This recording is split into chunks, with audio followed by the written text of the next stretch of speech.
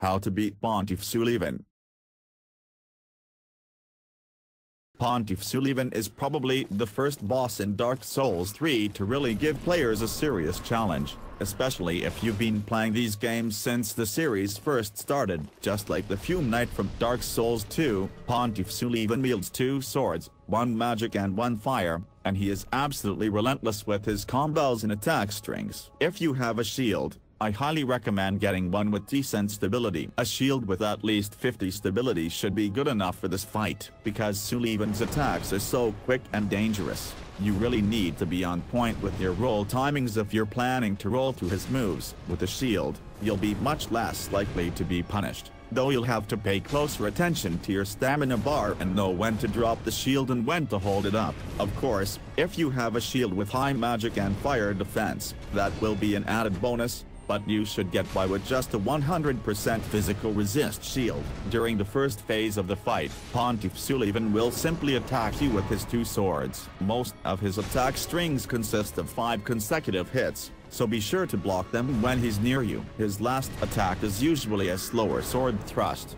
and you'll likely be able to dodge this last stab if you continuously circle strafe around him during his attack string. If the thrust misses you, quickly drop your shield to regain some stamina and go in for one quick attack before rolling away. I've found that this is the safest way, though you will still take a small bit of damage if you don't have 100% magic or fire resist on your shield to mitigate his attacks and get some hits in.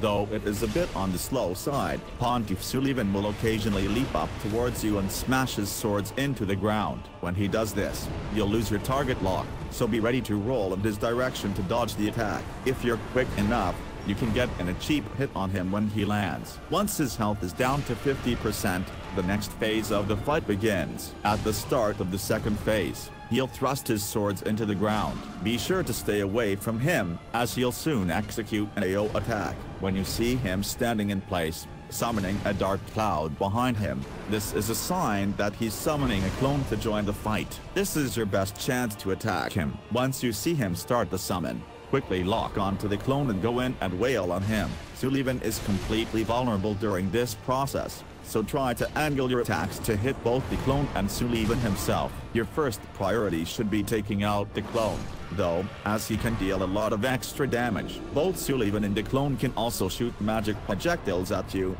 and these will hit very hard even with a shield. Thankfully, the projectiles are pretty slow, and you can dodge these fairly easily. Once you take out the clone, continue to circle strafe Sulyvahn as you've been doing in the first phase, and only hit him at the end of an attack string, and when he's summoning a clone. As long as you take out the clones quickly and avoid getting caught in any of Sulyvahn's attack strings, this fight will be over in no time.